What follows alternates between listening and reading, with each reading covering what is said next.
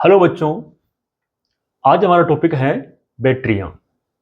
तो बैटरियां क्या होती हैं और इसके कितने प्रकार होते हैं और क्या क्या इनके अंदर अभिक्रिया होती है, उसके बारे में हम आज स्टडी करेंगे। तो सेल जो होते हैं, सेलों का जो श्रेणीक्रम संयोजन होता है, एक से अधिक सेलों को अगर हम श्रेणी क्रम में या सीरीज में जोड़ें तो वो बैटरी कहलाती है। और सेल जो है यहाँ पर वो हम दो प्रकार के लेंगे, जिसमें पहला है प्राथमिक सेल, जिसको हम प्राथमिक बैटरी भी कह सकते हैं अगर उससे बना हुआ है। तो प्राथमिक बैटरियां या प्राथमिक सेल जो है उसका मतलब ये हो गया कि उसको एक बार चार्ज किया हुआ है और काम में लिया, उपयोग लेने के बाद में उसका दोबारा उपयोग हम नहीं कर सकते, उसको हम रीयूज यानी पुनः प्रयोग में नहीं ला सकते। यूज एंड थ्रो, काम में लिया और उसको फेंक देते हैं। ऐसे जो सेल होते हैं और इनसे जो बनी हुई बैटरियां होती है उनको बोलते हैं प्राथमिक सेल। दूसरा प्रकार होता है संचयक सेल। तो संचयक सेल जो है इनको हम बार बार चार्ज करके और अपन काम में ले सकते हैं, यानी इनको पुनः उपयोग में हम ले सकते हैं, इनको बोलते हैं संचयक सेल। तो इसी तरह यहाँ पर दो सेल दिए हुए यहाँ पर, जिनके एग्जाम्पल दिए हुए यहाँ पर, कि पहले देख लो यहाँ परिभाषा है कि एक या एक से अधिक श्रेणीक्रम में जुड़े सेल बैटरी कहलाते हैं। और ये मुख्यतः दो प्रकार के होते हैं, जिसमें एक है प्राथमिक बैटरियां, और ये क्या होती है, इनमें जो अभिक्रिया केवल एक बार होती है तथा कुछ समय तक प्रयोग में लेने के बाद में बैटरी जो है वो निष्क्रिय हो जाती है और दोबारा उपयोग में उसको नहीं ला सकते।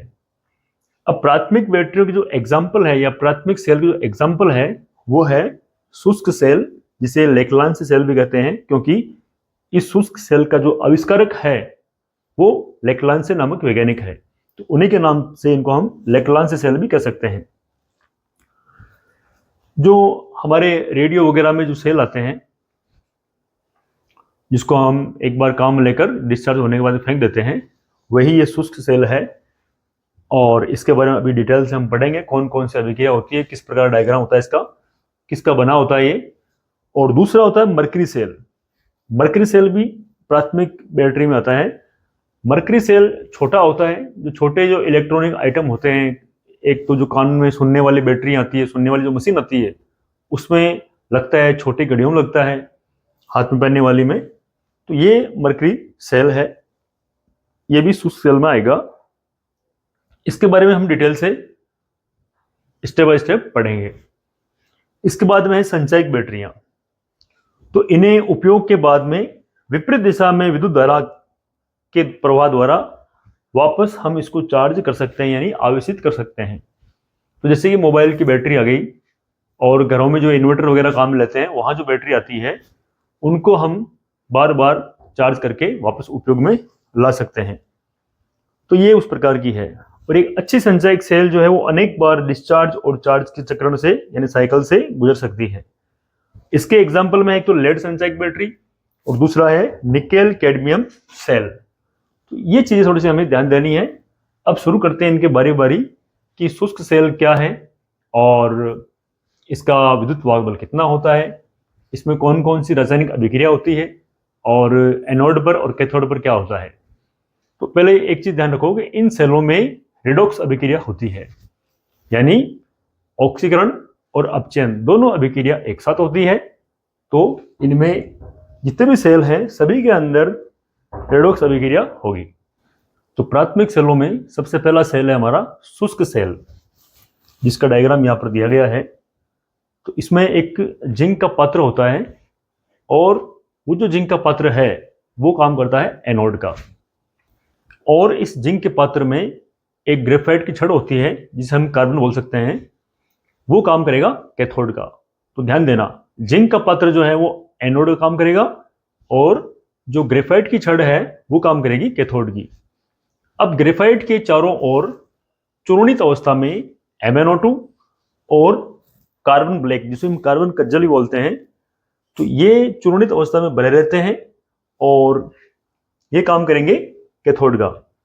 अब जो इलेक्ट्रोड है, इलेक्ट्रोडों के बीच के अंदर ZnCl2 और NH4Cl, इनका एक नम पेस्ट भरा रहता है जो ये विद्युत अपघट्य का काम करेंगे, यानी आयनों का काम करेंगे ये।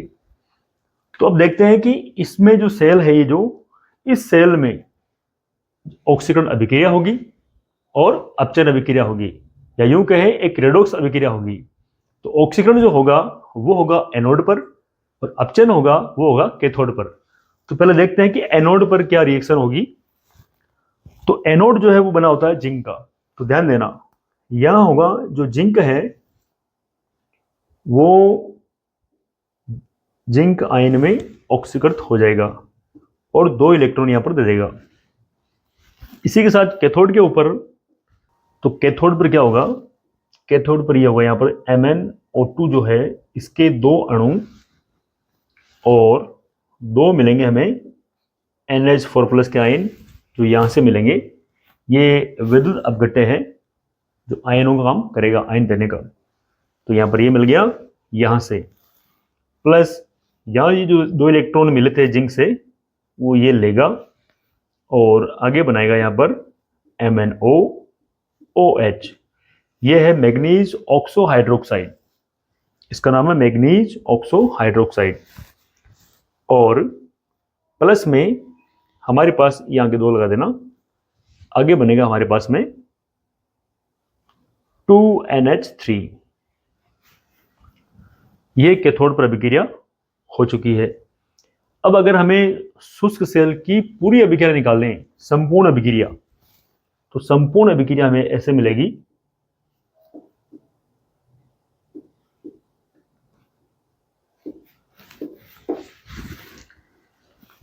एनोड पर क्या हो रहा है, जिंक है, यहां पर लिख दो Zn प्लस, यहां पर देखो कि इस तरफ और क्या है, इस तरफ है ये 2MnO2 प्लस और है ये 2NH4, ये जो आयन हो गया यहां पर, और ये 2 इलेक्ट्रॉन और 2 इलेक्ट्रॉन कट जाएंगे, ये एक दूसरे के विपरीत है, कट जाते हैं। अगर समान आ रहा है तीर की इस साइड में और उस साइड में, तो उनको हम काट सकते हैं।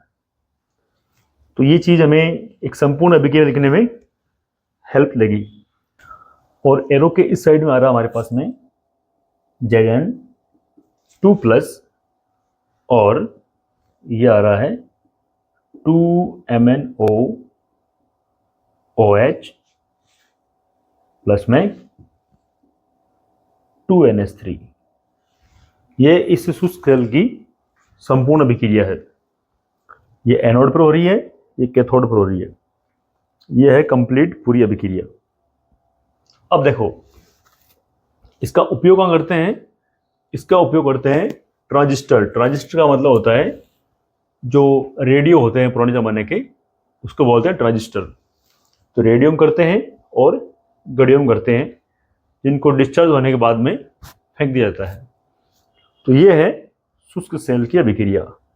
अब इसका जो विद्युत वाहक बल होता है EMF, वो होता है, देखो इसका यहां लिख देते हैं, इनका जो विद्युत वाहक बल है या EMF होता है वो होता है 1.5 वोल्ट, एक ये ध्यान देना है। और ये जो मैग्नीज है Mn, ये यहां जो Mn है मैग्नीज +4 ऑक्सीकरण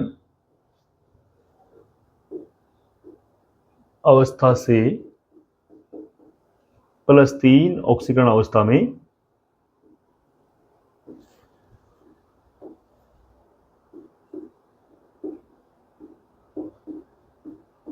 अपचयित होता है।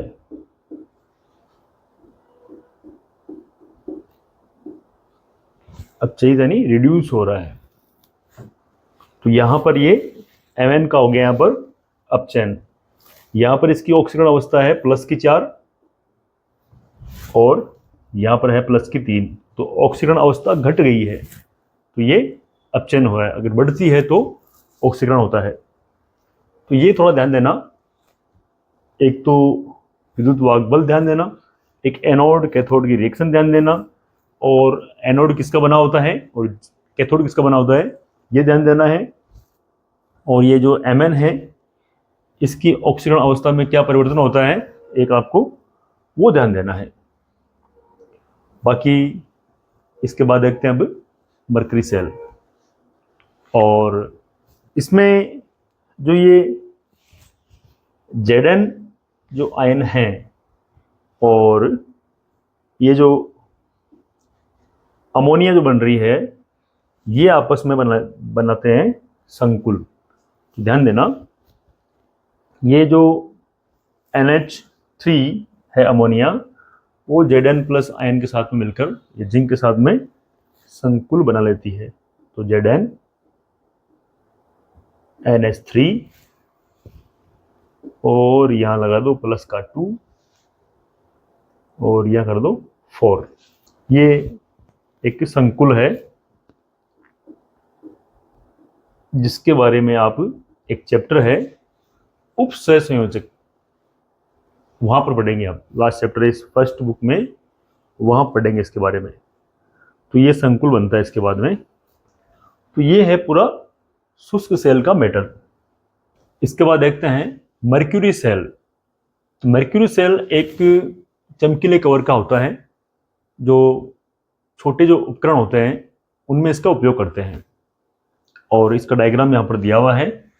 और इसमें जो जिंक मर्क्यूरिक अमलगम होता है ZnHg, ये काम करता है एनोड का, और HgO मर्क्यूरिक ऑक्साइड और कार्बन जो है इसका पेस्ट जो है वो काम करता है कैथोड का।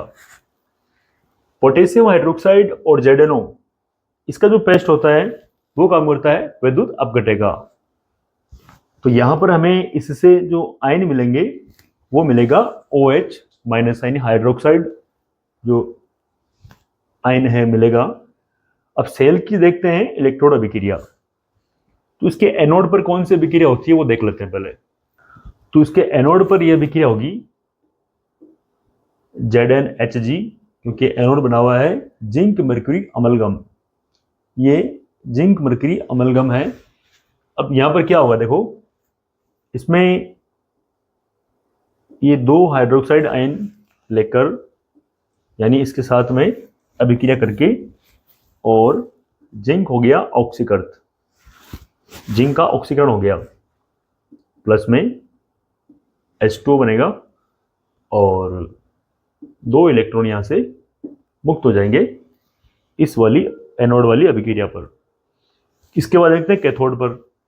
तो कैथोड पर HgO और कार्बन का पेस्ट है, तो यहां ले लो HgO और प्लस में ये ले लो जो आ रहा है यहां पर, एक तो आ रहा है H2O प्लस 2 इलेक्ट्रॉन। तो यहां पर जो Hg है मरकरी ऑक्साइड, इसमें मरकरी का हो जाएगा अपचयन। तो ये बन गया Hg लिक्विड के फॉर्म में प्लस 2OH माइनस, यहां पर हमें मिल जाएगा। तो अब देखो यहां पर ये तो है अपचयन अभिक्रिया और ये है ऑक्सीकरण अभिक्रिया। अब अगर संपूर्ण सेल अभिक्रिया पता करनी हो हमें तो देख लेते हैं। जो संपूर्ण अभिक्रिया है वो ऐसे मिलेगी, देखो पहले देख लो एरो के इस साइड में क्या आ रहा है, एक तो आ रहा है ZnHg प्लस में ये 2OH और 2OH ये कट जाएगा, 2 इलेक्ट्रॉन और 2 इलेक्ट्रॉन कट जाएगा। फिर क्या बचा इधर HgO प्लस H2O, इधर बचा ZnO, Hg लिक्विड फॉर्म में, ये H2 भी कट जाएगा यहां पर, तो कुछ नहीं बचेगा यहां पर। बस ये पूरी संपूर्ण सेल अभिक्रिया हमें प्राप्त हुई है यहां पर। अब बात करते हैं कि इसका उपयोग कहाँ होता है और इसका विद्युत वाहक बल कितना है। तो देखें, इसका जो विद्युत वाहक बल है, विद्युत वाहक बल यानी ईएमएफ, वो होता है 1.35 वोल्ट। मर्क्यूरी सेल का एक तो आपको विद्युत वाहक बल याद रखना है, दूसरा इसका उपयोग क्या करते हैं वो देखते हैं। तो इसका जो उपयोग है वो एक तो करते हैं श्रवण यंत्र और हाथ घड़ियां जो होती है उनमें, और कम विद्युत धारा वाली जो युक्तियां होती है या युक्तियों में, एक सुनने वाली मशीन आती है, कान में डालते हैं, उसमें भी इसी सेल का उपयोग होता है। और छोटी जो घड़ियां होती है, हाथ घड़ी, उसमें भी इसी सेल का उपयोग होता है। और बाकी ऐसे जो भी युक्तियां हैं जिसमें धारा की बहुत कम मात्रा चाहिए होती है, उसमें हम इस प्रकार के सेल का उपयोग करते हैं। और इसका जो ये विद्युत वाहक बल है, ये पूरी की पूरी सेल अभिक्रिया में स्थिर रहता है, यानी नियत रहता है। तो ये हो गया हमारे पास में मर्क्यूरी सेल। तो इस प्रकार ये जो प्राथमिक सेल थे उसमें हमने दो का विवरण किया, देखा यहाँ पर दो के बारे में पढ़ा। अब देखते हैं इसके बाद में संचायक सेल। अब देखते हैं संचायक बैटरी, जिसमें है लेड संचायक बैटरी। तो देखो, लेड संचायक बैटरी में जो एनोड होता है वो बना होता है लेड का, और जो कैथोड होता है वो बना होता है लेड डाइऑक्साइड यानी पीबीओ का। और इससे भरा हुआ लेड का ग्रिड होता है, किससे? लेड डाइऑक्साइड यानी पीबीओ से।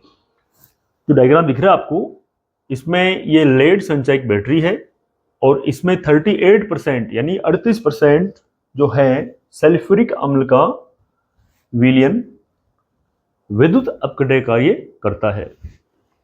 अब हम जानते हैं कि जो एनोड होता है वो नेगेटिव होता है, ऋणात्मक, और कैथोड होता है वो होता है धनात्मक।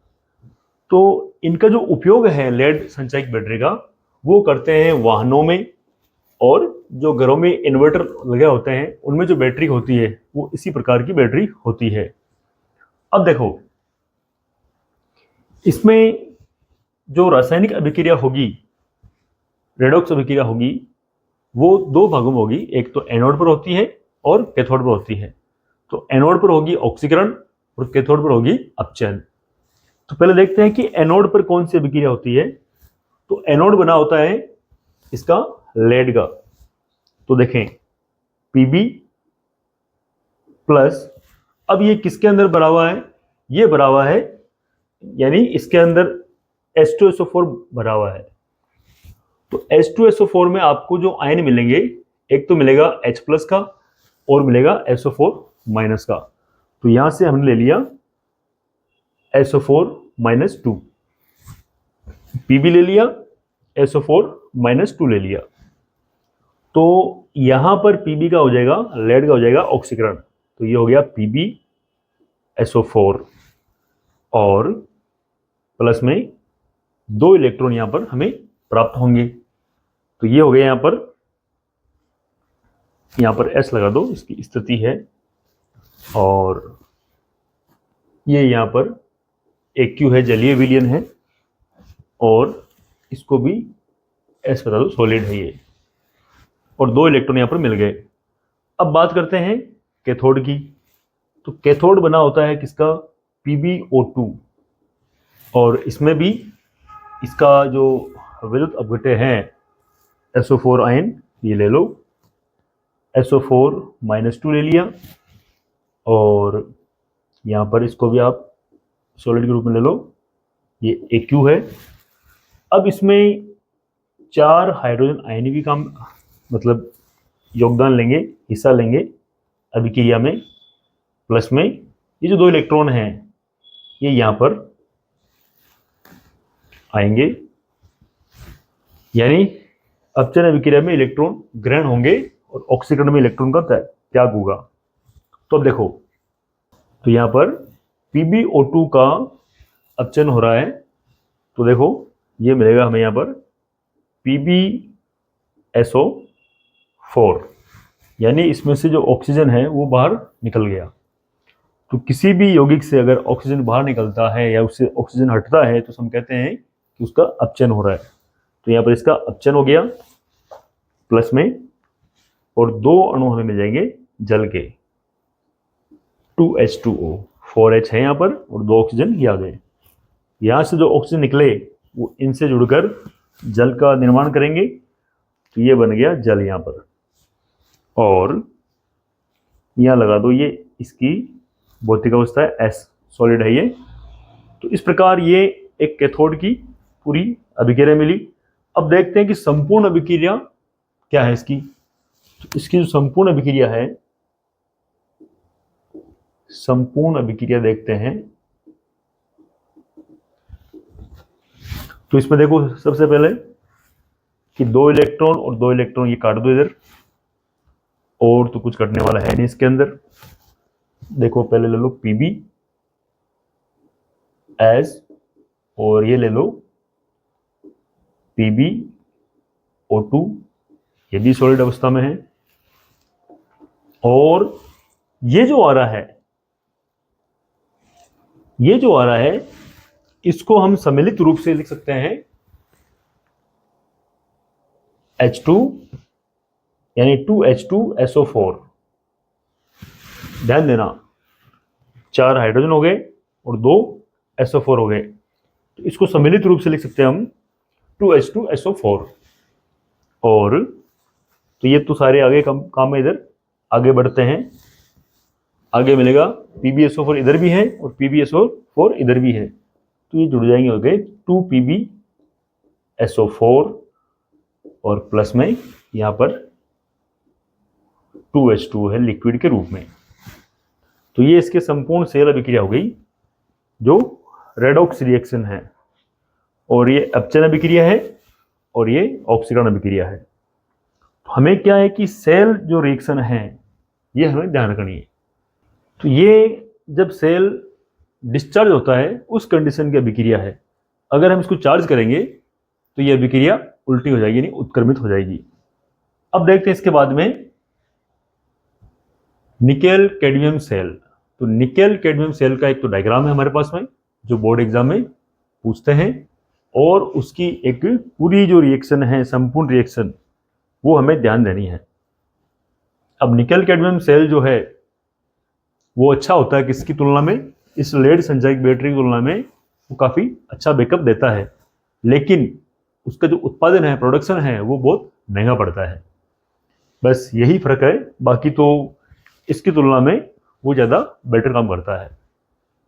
तो उसकी देखते हैं अभिक्रिया क्या है और उसका डायग्राम कैसा है। अब है निकेल कैडमियम सेल।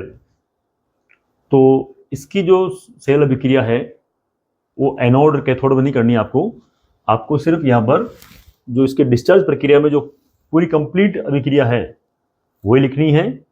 ज़्यादा डिटेल इसके अंदर दी भी नहीं है अपने सिलेबस में, और इसका एक डायग्राम है जो बोर्ड एग्जाम में पूछते हैं बार बार, और इसकी जो अभिक्रिया है पूरी वो हमें ध्यान रखनी है। तो देखो इसकी जो टोटल अभिक्रिया है, तो इसकी अभिक्रिया इस तरह होगी। देखो CD ठोस अवस्था में और 2NiOH3 ये भी सॉलिड स्टेट में है, और उसके बाद में आगे ये कैडमियम का हो गया ऑक्सीकरण, CDO सॉलिड स्टेट में, और मिलेगा हमें 2NiOH2 प्लस H2O, ये मिलेगा हमें लिक्विड अवस्था में। तो इसकी ये पूरी एक सेल अभिक्रिया है जो आपको याद रखना है, और इसका जो डायग्राम है वो भी हमें प्रैक्टिस करनी है। बोर्ड एग्जाम में डायग्राम पूछ लेते हैं और उसकी सेल अभिक्रिया पूछ लेते हैं, बाकी ज़्यादा डिटेल हमारे सिलेबस में नहीं है इसकी। तो इसी के साथ हमारी प्राथमिक बैटरीज और संचयक बैटरी वाला जो टॉपिक है वो हमारा कंप्लीट हुआ। तो इनको ध्यान से समझें और याद करें। तो यहाँ पर जो ये कैडमियम है इसका हो गया ऑक्सीकरण,